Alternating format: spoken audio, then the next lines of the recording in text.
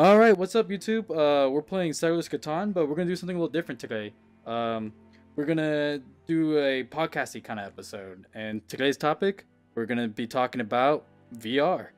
And here I have my good friend Bernard. He's a indie developer, and yeah, we're gonna talk about VR. So, what do you want to start with here? Well, we're just going to be talking about. Oh, nice roll, by the way. Yeah, thanks. Let's just talk about, I guess, my first VR experiences, For sure. and I guess let the conversation take us wherever we go. We're just going to be playing in the background here. Yeah. But you go ahead and go first. Oh, right. Well, go ahead. Yeah, talk about your first experience while I take my turn. Okay, so basically, this is what, day 2 or 3? Yeah, about. And it's been awesome. I haven't experienced really any sickness yet. The only time that was questionable is when we were playing that Echo Arena. Yeah. Holy smokes! I literally felt like I was gonna fall over once in a while because it was it was so epic. Yeah, I'm gonna trade this for this person here. It's incredible. The biggest problem I think with VR is that it's so impossible to really express how awesome it really is until you try it. So definitely the market of VR has increased. I noticed that when we go on, we actually seeing pretty much all age groups. We're getting like people older, same age, and actually surprisingly a lot younger. I always thought like something like VR, like Oculus, would just be out of price range, but pretty recently they went down. They're like $399 now on Amazon, which is pretty much a console. Like, right, I mean, people afford that. PS4 Pro, for instance, it's like $400 or something. Yeah, so I think up until this year, the VR wasn't very affordable. So there was a lot of knockoff brands, like for instance, the Cardboard was a popular one. I think you used that for a while. Right. Yeah. Well, go ahead. It's questionable whether I think the Carbro was one of the first VRs that use your mobile device. Mm-hmm. Yeah. It's like a different thing. The problem with VR is like it's so overarching. Yeah, and obviously with the Cardboard, it's very, very limited to the processor of your phone. Oh, yeah. Like, versus like a computer. There's no controllers. There's nothing like that. Well, yeah. Obviously, the other thing to talk about with VR is you do need the computer to run it. You can't just be going on with the Dell desktop. You gotta definitely build a compatible computer, or you could buy one of the Asus pre-built ones. So it's not something you should just, oh man, Oculus is now affordable, buy it. Like you need to have the spec computer for that. Right. And the thing is that there's already not that many people that are super into PC gaming, so to speak. And also another thing is you have to have an above average PC.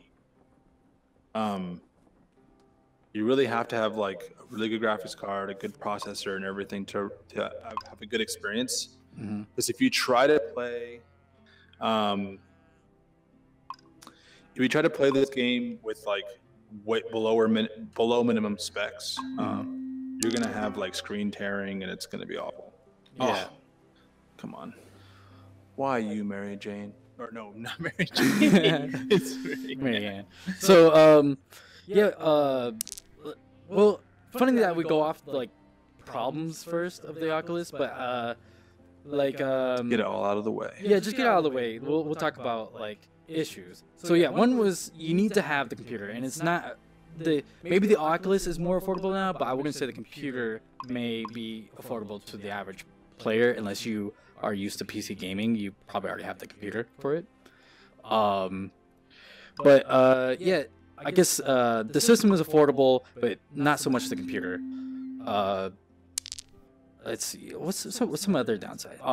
We kind of touched on motion sickness. I definitely felt motion sickness towards some of the popular games, such as Arena Echo, where you're just basically flying around as 0G, and holy smokes. Yeah, it's not something you can really experience watching through the eyes of a YouTube video, but you really can't. Like, yeah, it's you're very physically there, which brings me on to like the next thing I wanted to actually talk about was immersion.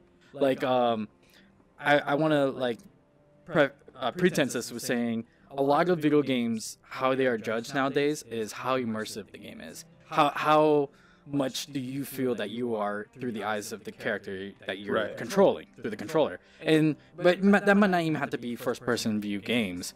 Even third-person view games has that kind of immersion, such as like Zelda and stuff like that. Which is laughable how they use the term immersion when now we have virtual reality. Yeah. So what is more immersive than just literally? I'm looking down right now. I am sitting in a wooden chair in virtual reality.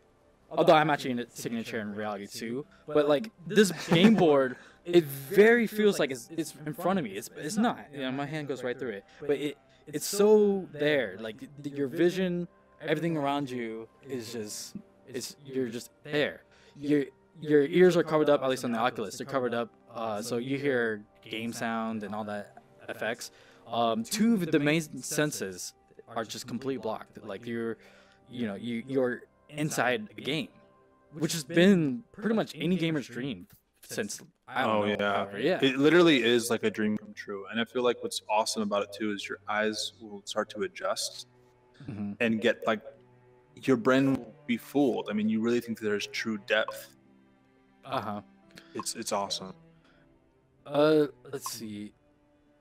So I guess like it's almost like saying how was games even considered immersive before VR? Like how did we even get to this point? Like I want to say it started a while ago. Like definitely VR was touched on. Like if you ever seen the arcade games with like the thing you put on your head, the yellow, the 30 yellow turret game. Huge. Yeah, and then you kind of like turn around 360 and everyone's like staring at you. Wow, that kid's playing that game. And it was always that one game with like the shooter. It cost like $1 for like a minute. yeah. But I like even some of the systems had stuff to play with that. Like I think the Nintendo had an old system, like the VR Boy or something like that. The red one. And then like and like things have always played around with that kind of immersion. Like I don't know if you remember like those like cinematic things where like it had like an old Disney movie and you like click like it's a little camera. Yeah, totally. Yeah. Definitely. What are those called? Yeah, but definitely entertainment's gone towards immersiveness. Like immersiveness is getting you as the person in it, like feeling more like not just in games, like in movies too. Like you see like the not virtual movies, but like 3D movies. Definitely they are trying to get you more involved visually that way. And same thing with sound. Like you have the surround sound chairs now. I like I don't know if IMAX has it, but there are movie theaters that have those kind of chairs. Like D-Box, for instance. Yeah. And essentially that's kind of what it feels. It feels like this is the ultimate 3D experience. Like this is it right here. I'm doing everything. Yeah, I can give you a thumbs up. Yeah. It was like, hey, hang loose, bro. Hang loose. And where was I going with this? Like the evolution of games is really coming to this pinnacle. Like I think it really evolved since motion controls. That gives it like I don't even know how to explain. Like the way the controllers are, it senses where your fingers are, so you know when you're doing a thumbs up or not. Like the first to really touch motion control was like the Wii, like 10 plus years ago, whatever how long that was ago. Like good example. Yeah, and the Wii, you're just like you're just holding a controller and just swinging around like crazy and stuff like that. Like but remember when we first got the Wii? Yeah. I mean, it was like get everyone to your house. You're not doing anything. You're gonna play the Wii, and it was like the craziest thing. Oh yeah, and like the controls were god awful. Like the as far as like the censoring for the actual motion, you could just kind of wiggle around for like most of the games. And actually the games is the other thing I want to talk about was early motion games seemed to be very family oriented, very not very substance like games, like nothing with deep story, right? Like, pretty much very arcadey. Maybe the reason why they did that was because they didn't know who the demographic was necessarily. So in like new territories when developing for games, it's better to go broad because they don't know, right? They have to compare it to. The funny thing is, although the Wii, I did just claim the Wii was like that, didn't have much depth in a lot of the games. A lot of them were like very mini game like games, just trying to play with motion control as an untouched thing. And then later followed was Xbox and the PlayStation Touch, Xbox Kinect. And you noticed how a lot of the Xbox Kinect were very simple movement games, like dancing games and ones you have to jump up obstacles and things like that. There weren't any games really that I know of, at least, that got popular that were very in depth, like had any story or an adventure involved into it.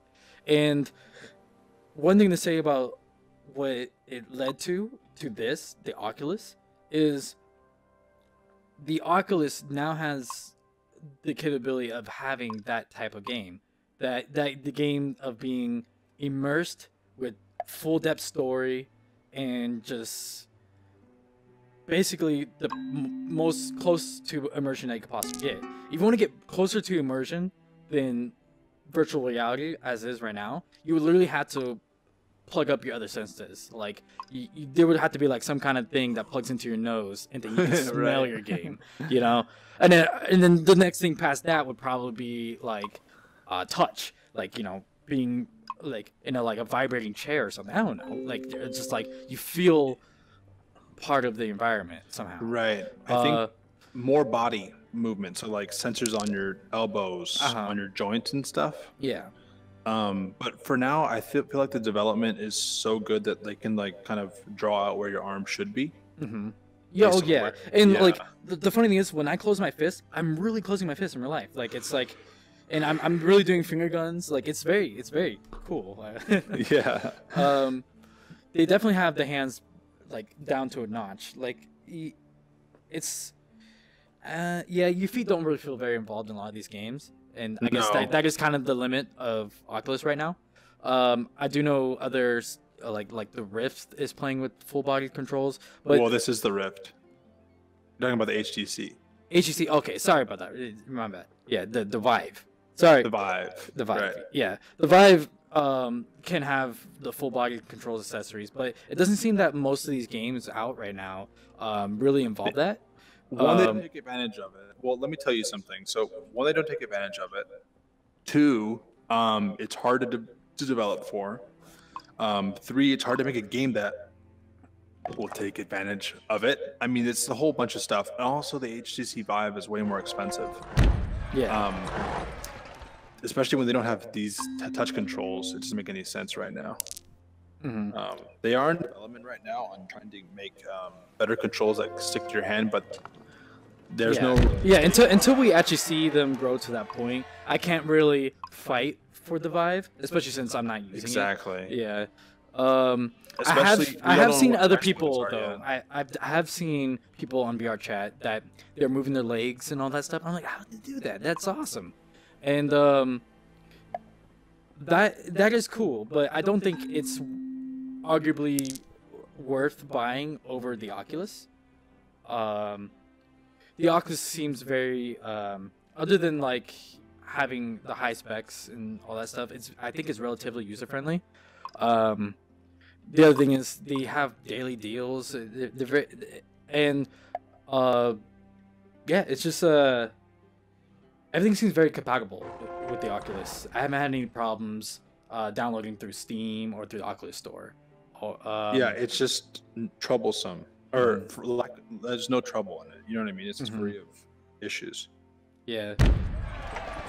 And like and let me tell you why that is. Yeah. Go ahead. So, from my perspective, indie developer, I've been working on mainly mobile, some PC and Mac titles. So this space of VR is a new space I've been developing for. Nothing to show for it just yet because I literally got this a few days ago. But the criteria for getting your game approved onto the Oculus Store is incredibly strict. Yes. down to once you finally get past their preliminary minimum requirements, then they actually try to chat with you through VR to make a plan on how they can promote your game and stuff. So the trade-off is you don't get much feedback at the beginning. You have these crazy rules to make sure the quality is absolutely amazing because they want it to be perfect, because it kind of it will reflect on their product. But once you get past that spot and you have something that they like, they're going to try to advertise it for you because they're going to make sales and potentially promote their headset through your game, right? Yeah. So actually, before I lose this train of thought, like that you did make me think of, like, as a developer, is it worthwhile for developers to move from very 2D indie games to start making 3D games? Like, do you think the Oculus or any VR in the future, is that the next step of gaming that that people should just really start be jumping on it, or is that like a little from now? Like, you have time. So it's obviously it's a case by case basis. Luckily for me, I have a steady income through indie development. I already work on other titles, and that's where I can get some steady income, so I can afford to work on side projects. What I will say, though, is this space really is open to indie development right now. There's not a lot of big teams making big moves in VR. The train is here, and it's going to leave pretty soon, where big companies are going to start taking over. Not taking over necessarily, but you're going to have more competition. When making a mobile product, it is so saturated the market, it's incredibly hard to get anyone to see anything. If I were to release an Oculus game tomorrow, for instance, a user only has to slide through the page maybe 5 times in its category, and you'll see it. So although there can be some negatives when it comes to creating in this space, the positives are you have a very small market, so you have a good chance to be recognized. I did look through like the Steam store, and I saw like a lot of the games sadly are like the very indie like games. It doesn't seem there's a lot of options right now, which can actually I could see how, as far as a gamer sense, that it's a little soon to buy an Oculus. Like, there's no big title that is really pushing people towards the Oculus. At least not that I know of. Like very exclusive. A lot of things so far seem you can play on Oculus or other systems. For example, like Eve Online, or you can even play VR chat on the computer, though it's obviously kind of redundant. Though most people do. Don't get mad if you do. But definitely VR chat's a lot more fun in VR. I gotta say that. You move around your hands and stuff. But it does seem early. It does seem early in development. It does seem early to maybe buy an Oculus Rift. If your budget doesn't go towards it, there are cheaper options for VR.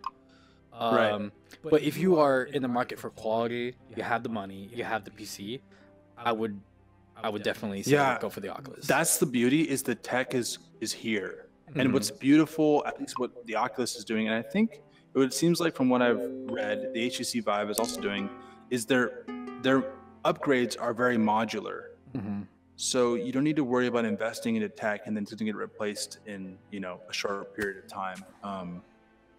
Especially right now with the new hand controls, that's it's a new thing from Oculus. So these aren't going to go away anytime soon. What's also nice is there's a good used market. So what that will allow is, if you want to upgrade, basically, if they have newer tech, you shouldn't have no problem selling your older stuff to people that want to get into this space without investing. Because again, the biggest problem is VR isn't popular enough for you to go try your buddies and then be like, wow, okay, I get it. I need to now invest money. Yeah, I do see that as a downside for me, actually, in my personal life, is basically I don't know a lot of people who have the Oculus Rift. No, and there's a lot of people that say, I don't really care for that, but they'd never tried it. And that's the thing, is that once you try it, it's dangerous. You're gonna get hooked. Like you I don't know. It's undescribable. A video can't do it justice. A description can't do it justice. Nothing. You just have to try it. Which got me thinking. I hope this exists, but I wonder if it actually does. Where there is people that can come, like maybe like demo VR for you. I can picture a company existing where they go to like jobs that are having team building exercises where they all go into VR together or something. Yeah.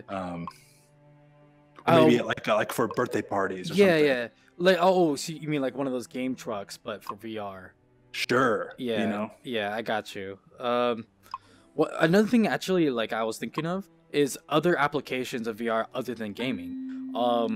There are like I saw on the Oculus store, there's one like for meditation. Like you can put yourself into some kind of environment, maybe like in nature, and just kind of meditate, and like you'll hear the sounds of nature around you. And I thought that was really cool. Another one that you experience yourself is creating art. Like there's the 3D creator. What was that app that we were using to make art in 3D space? So good. That's an awesome example. So I use blocks, and I use that's how I sculpt my 3D models, and that's actually how I've been producing my VR game a lot quicker. And it's interesting because I'm able to do it in a 3D space. Yeah, it's like it's funny making a game within a game, and because you are in the game itself, the game system at least. Oh, excuse you. Since you're in the game space yourself, you know what it's gonna look like already. It's a little. I mean, I have such minimal experience as far as developing goes, but it's a little. I imagine it's a difficult to make a 3D object using things such as Blender and stuff like that. Like you really have to. It takes a very long time. Yeah, you have to learn the application, and you have to make sure everything goes well and the texturing and all that stuff. And it's just it's very is a hassle to learn a whole thing for new. And it's also time consuming, where you could create something in 3D space in a matter of minutes, without having to learn an entire application with a very easy interface. I haven't tried out blocks myself, but I could see the future of VR helping things such as that, like not just for gaming, just making art, like making sculptures in 3D. You should see some of the videos on YouTube I've already seen. It's incredible. Honestly, there's people that are sculpting things, and what's actually something different is importing a 3D model in those spaces so you can actually see it and see how it's going to interact before you even try putting it in your game, and then maybe doing touch-ups and stuff. Now, here's another thing. Sorry to like tangent. But, go for it. Like before I forget, one really awesome thing is it's fair for me to say that like for the last couple months I haven't really seen you in person too much, right? Right. But I'm playing with you right here. Although we played games together, we played like Fortnite, we played Monster Hunter together for a while. Like we played it right when it first came out. You know, you're there with me. I never felt so close to you physically than right now. I know. Like when we were playing like Echo Arena and I'm holding onto your back, I literally feel like you're like I'm spooning you. Like I feel like you're physically there with me. Oh my god. You know what I mean? I agree. So the thing is it's like you're right there. You're not. Right, exactly. But you're right there, and like that's what made me laugh so much. It was just like I'm grabbing onto a person's ass right now, And dude, they should see that video for sure. By the way, I'm in that one. It's hilarious. All right, I'll put a link right here. All right. Well, anyways, that application, I thought of like, what if you could just use that outside gaming? Like, what if you have relatives that live far away, or even like you haven't seen in a while, you could just meet up with them in virtual reality. Like it wouldn't even have to be for gaming. It could just be like just a That's meetup. what the Facebook Spaces is for example. Which is kind of a meme because of the robot Mark Zuckerberg. But regardless, yeah, I mean the thing is that especially if you're friends with someone who lives further away from you, it's awesome. And what's strange is that when you really get into it and you're playing a game or you're having your movements, it actually you see the personality of the person through VR. Oh yeah, like some of the people we talk to in some of the games, like just strangers, I could see them physically react to my words, my actions. Right. Which you cannot do that outside of VR. You cannot do that. Like no matter how many emotes you could put in a game like Fortnite, you can't express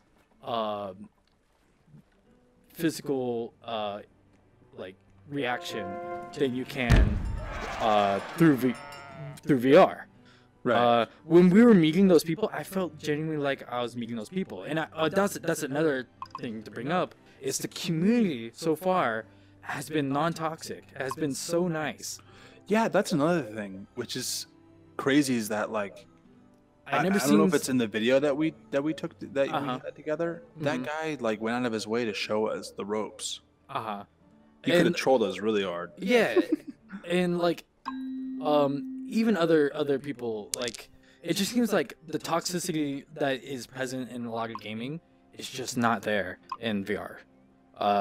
As far as our experience, maybe it could be, right? But it's just case by case basis, I'm sure. But. Yeah, but the only toxicity I've seen really was maybe in like VR chat, like. Oh well. But that's a cancer in its own. Right, and what I would argue is the reason why maybe that is the way that it is because anyone can get into VR chat. You don't need to have. It's not VR. Although there's VR in the title, you can go into VR chat on your computer. You don't need VR. Right, and I would wager that the majority of people who are trolls are just on there with their laptop. They don't get it. Anyways, VR chat is a whole different thing. It's not really a game per se. So, yeah, VR chat kind of scares me, honestly. you different things, man. You see weird things. It's very cancer. Let's see. Oh. So, what would be like the minimum age you would say for VR? To answer that question, I have to think like a father, which I am not. I would say late teens, at least to where they can understand, like joking, kind of like because there's a lot of like random sexual. Yes. Like things that people will say that's kind of like how do you explain that to a 5-year-old, right? Yeah, it's like the case going on with like children joining adult chat rooms, you know. It's exactly. Yeah. It's the same thing. It's like the internet, but even more dangerous, so to speak, because now you're in a world where people have hand gestures and can move around and actually can like interact with you. Oh yeah. For instance, the first day we tried Echo Arena, for instance. We walked into we got into the lobby and the first thing people were screaming was "Grab my ass, grab my ass." Right? but they didn't mean it in a sexual way. They meant it in a very fun, let's fly around in space. Exactly. But without the context, having it explained, or someone walks in at the wrong time, then they think, what are you doing, right? Yeah. Definitely gotta look out. I don't know if there are any cases of like real life meetups in resulting from VR. But yeah, if you are underage, you shouldn't be trying to meet people that you find online. It's just a dangerous thing. Yes. Yeah, it's just common sense. Right. Yeah. That's a goat. That's just. And speaking of meeting up, how cool would it be to have like a party in VR. Like wouldn't that be like a funny yeah. concept? Like it'd be like a house party, but in VR. And like, Dude, I could make that. I honestly could. So like, you know, we'll all be like, we'll have our own tables like this. We could be playing like beer pong like this, and you could just have your own alcohol or drinks in real life, you know. And let's just do it. All right, tune in for a game. House, you know, like. So here's the thing, and why I love VR and why it's so inspiring to me is, for me as an indie developer, you end up having to wear a lot of hats, both in app development and game development. I mean, I started off as a UX and UI designer. Then I moved into, I wanted to actually make things tech work to, you know, not just design buttons and interfaces. I wanted actually things to work. So I moved into actual development and learning coding and stuff. So, and then as the lines start to, like, you know, as you switch your hats and try different things, and I ended up knowing how to 3D model. I ended up knowing music. I know how to make basic sound effects and musics, and I shouldn't say musics, songs and you know, theme songs, stuff like that. Pixel art, Photoshop, like animation. Yeah, as far as like creating, there should be more curation apps within VR. Like not just for visual, like painting and stuff like that. But what if you could make music in VR? Like, what if you could just have a guitar in VR in front of you and just start playing? You know, it's like, just, dude, that should be the next thing. Look, like Rock Band VR. You know, you have a drummer. You know what I mean? And then like you just have a I agree with you. that's a great idea too. Totally, but that stuff is kind of hard. Yeah, but the thing is, the possibility is there. There are beat games. I saw like the lightsaber like drumming game in VR. There was that. Oh, that makes more sense. Yeah. Yeah.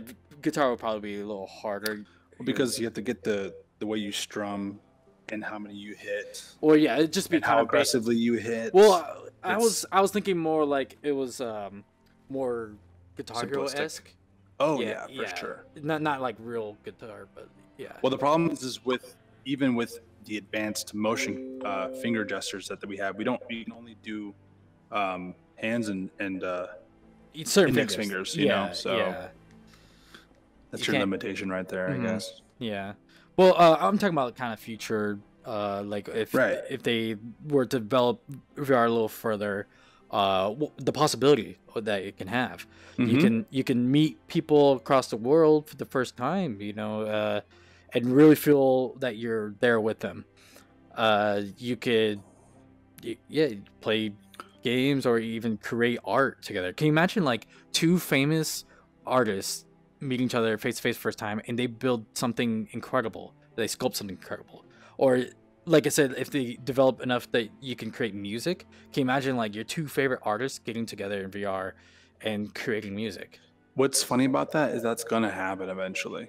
Like, it's just a matter of time. What I'm excited for is going into VR and visiting places in real time around the world.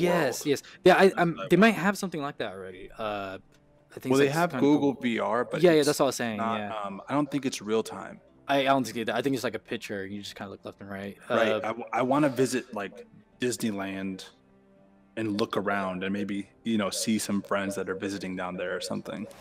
Sorry, I was just adjusting my head. You're like, it looks crazy. Yeah.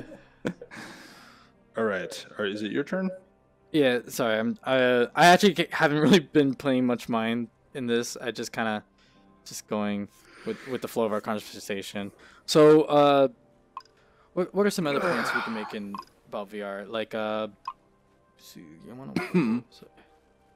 Yeah. Let's see. Well, I can talk about the project I'm working on. Sure, go ahead.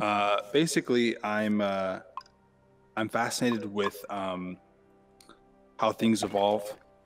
So basically, this game I'm creating is you're a creator, you know, the creator, so to speak. Okay. I guess in your world, so you are in the same position as where the star would be in your solar system, and you have planets orbiting around you. And I want you to be able to hop to different stars or solar systems, for instance, and see the planets. And I want you to be able to manipulate the planets by sprinkling, life of some kind and letting things evolve.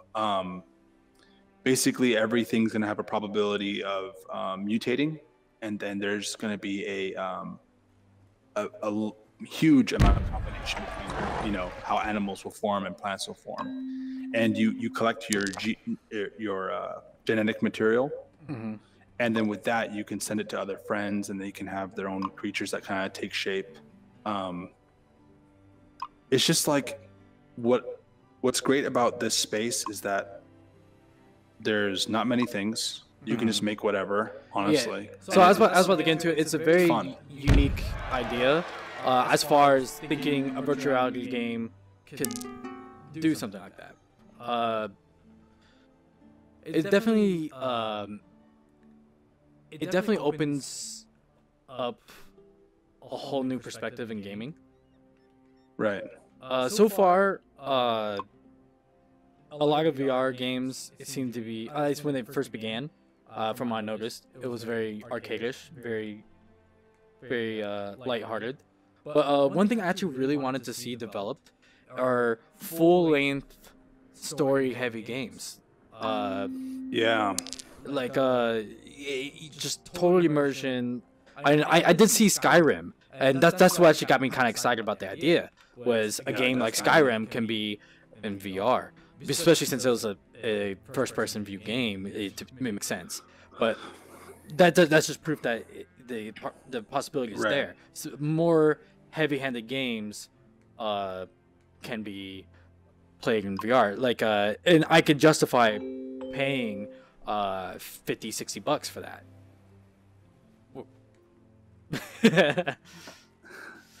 Yeah, can you guys do this in Fortnite? I agree. Oh, that's awesome. That actually worked great. Mm-hmm.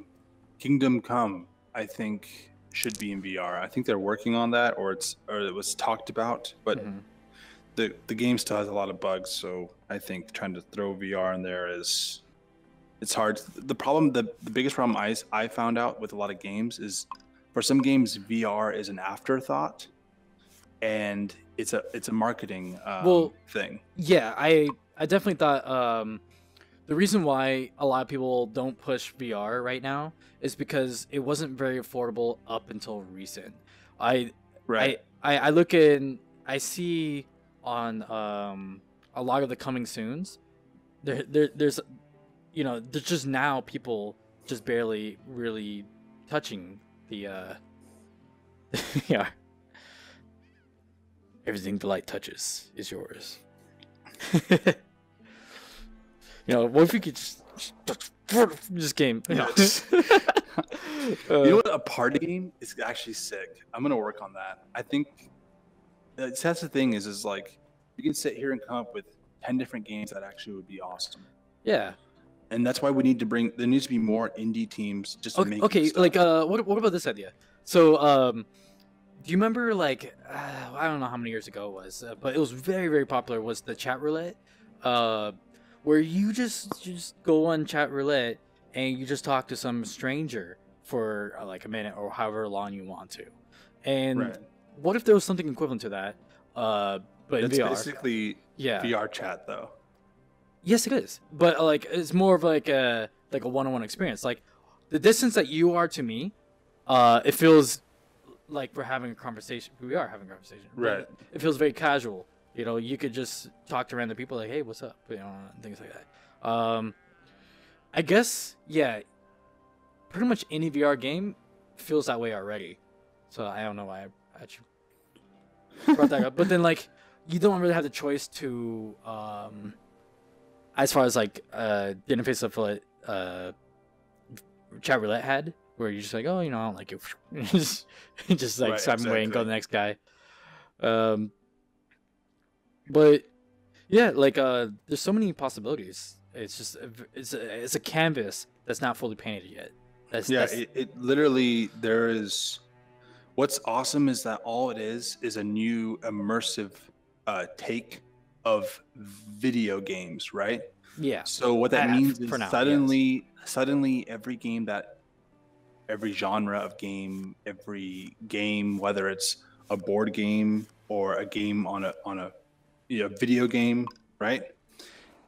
If you make it into VR, it's suddenly a new experience. Does that make sense? Like we could be playing, like for instance, this. Mm-hmm. Like, yeah, and this is a game in real life. If you guys didn't know, we played Settlers in real life, and the thing that make it difficult to play Settlers is getting people to play Settlers with. You need 3-4 players at least for Settlers. right? And Four to have a really good time. yeah, and although it's a great game, it's just like it's a game that takes a couple hours to play, usually. Right. Although it might be feeling slow in this video, it's because we're paying more attention to the We're very conversation. distracted. Yeah, you can get to this game pretty quick because it's it's doing everything for you. You don't have to worry about cards and stuff like that. It's just board games in VR it seems very easy, easy for you to play like this. Like what I mean is you're at home right now. I'm at my home. Yet we're playing Settlers of Catan. That's never been possible. No, it's just, it wouldn't be. It's too crazy. Yeah. Well, actually, I think there is a website that does Catan, but it's definitely not immersive. Going back to our first time, this immersiveness feels like you and I are at a table, And if we had 2 of our other friends here, we'd probably have an even better time, all talking, just as we would in real life. Where's it going? Where am I going to put this, Robert? Sorry. Yeah. Is there anything else you want to bring up about the VR? No, I mean, like I said, anybody who's listening, you have to just try it. You cannot watch a video. Last thoughts. You cannot grasp how amazing it is. Yeah, you have to just try it. And now that it's more affordable, it's becoming more of a possibility. And the more people that buy it, the more demand, it's going to lower the prices. Mm-hmm. The more people who are in it, by the way, buying the games, that tells the developers to go for it, make more VR games. And us buying the systems, us buying the games for VR, is going to tell developers, make VR, make more VR. Make more games, make more applications that help it. It's just there's so much room for improvement, and it's already an amazing thing. It's already amazing. That's the thing is every single game that I've played. By the way, all of them except this one has been free. Has been like a new experience, and it takes over your brain. Like I had dreams about it. Like wow. That's insane. Yeah, that's pretty crazy. It messes with your senses. That I could definitely see. Dizziness and motor functions could be an issue. That's actually one issue I forgot to bring up. Was there are a lot of dangerous things that you can do while playing the VR, like you can punch through your monitor on accident. People keep telling us that that's happened. Yeah, that within a couple days of playing, you just punch through your monitor, because a lot of the games are punch heavy or whatever. Just be mindful. Be mindful of your surroundings. I know that sounds like a really pain in the ass message that every game does, before you start it, but it's true. I'm telling you now, I was in VR chat one time, and there was a dance club, and I was just like, right? And then all of a sudden I heard, I just hit my dog. I felt so bad.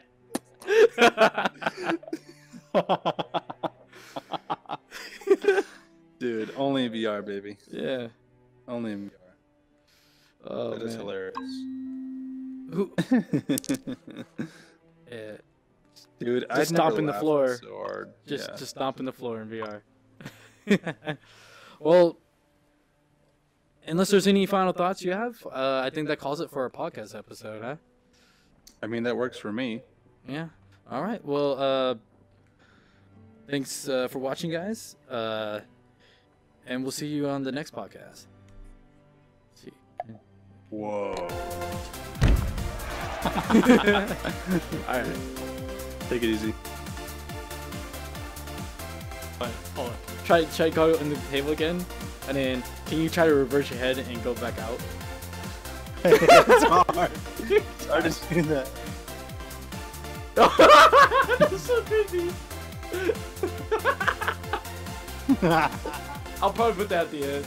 Oh man.